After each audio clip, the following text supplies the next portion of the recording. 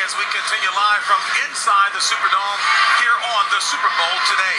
You know, Ray Lewis has been in the headlines all week here in New Orleans. The 17-year veteran is the only remaining player from the Ravens team that won Super Bowl 35, and tonight will be his final game. Shannon, you were teammates with him on that squad. I was, JB. Ray's decision to retire after this season definitely helped motivate the Baltimore Ravens during this Super Bowl run. But the fact he's even playing today is remarkable when you consider the injury he suffered back in Week 6. What was your first thoughts when the doctor said, Ray, you have a ruptured tricep muscle? Yeah. The first thing, I looked at Doc and she said, it's over. And I said, over? I said, nah, Doc, you can't tell me it's over, not in year 17.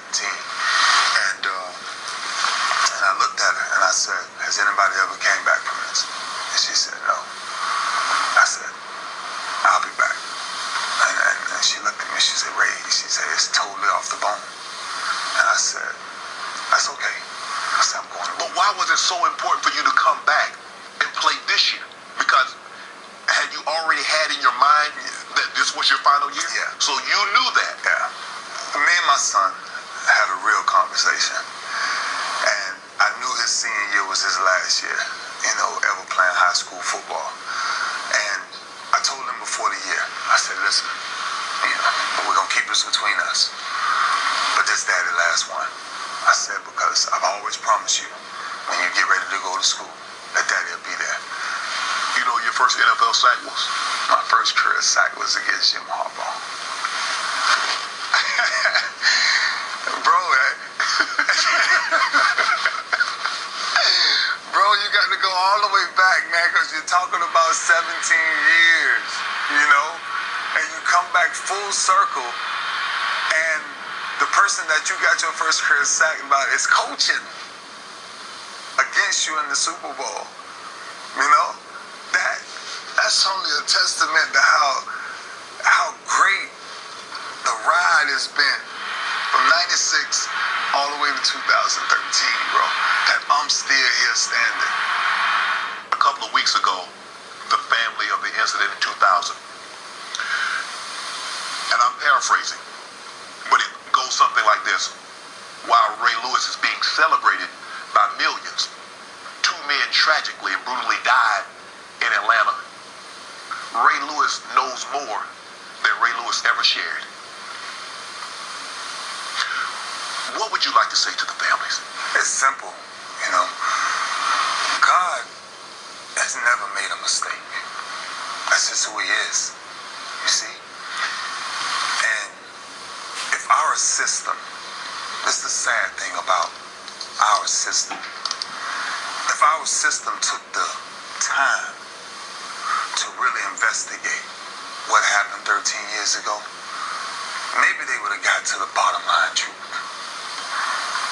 But the saddest thing ever was that a man looked me in my face and told me, we know you didn't do this, but you're going down for it anyway. To the family, if you really knew the way God works, he don't use people who commits anything like that for his glory. No way. It's the total opposite. There was a financial settlement to both families. The one thing that I said that because my name was used the wrong way, money is the last thing I'm worried about. But if money will help those kids out, and not just those kids, any kid that I can help, any family that I can support, I support. So don't just take that family and say, I've gave money to that family. Because I've gave money to thousands of families, time and time again, just to find a different way to help somebody through a rough time. How would Ray Lewis like to be remembered? How would you like your epitaph to read? A man chasing after God's own heart. Nothing more, nothing less. And that's what I strive for, bro. It's the one day walk upright enough as a man to not let my past dictate my future, and let my future be dictated by faith. 17 years, going to a Super Bowl. That's a great story.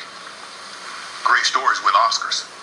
They don't win Super Bowls. And I only came back to bring something to my boys that they ain't never touched. That's why for me, I will give everything I got come Super Bowl Sunday to see Ray Rice, Haloti Ngata, Terrell Suggs, Ed Reed, Joe Flacco, Michael Orr touch that Lombardi trophy. And I'll break my back to do anything so they can get that feeling. Guys, Steven Spielberg doesn't write scripts like this in Hollywood.